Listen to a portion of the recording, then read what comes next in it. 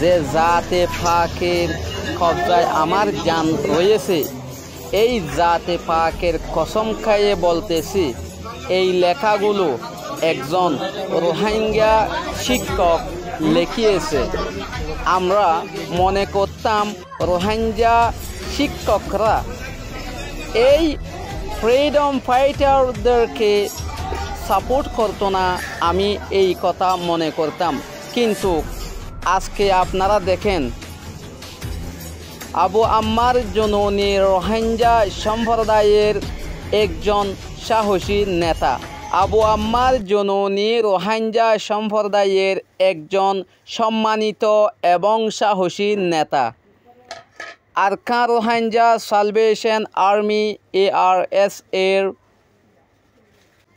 Commander হিসাবে তিনি বহু রোহিঙ্গা জনগণের জন্য প্রতিরোধ এবং আশার প্রতীক হিসাবে দাঁড়িয়ে আছেন, যারা দশক পর দশক ধরে নিপীড়ন ও অবিচারের মুখোমুখি হয়েছেন।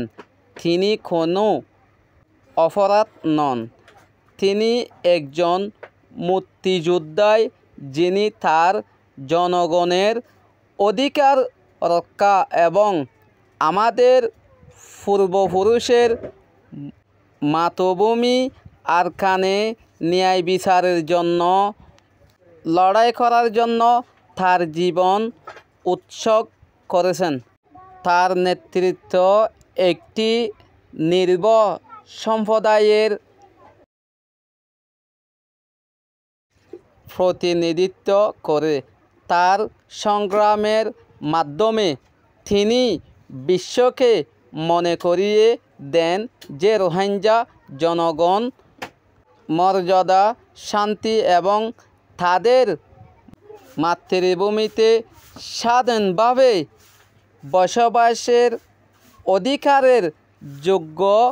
আবু আম্মার জননী সর্বদা আরকানের জন্য একজন বীর এবং স্বাধীনতা সংগ্রামী হিসাবে স্মরণ করা হবে।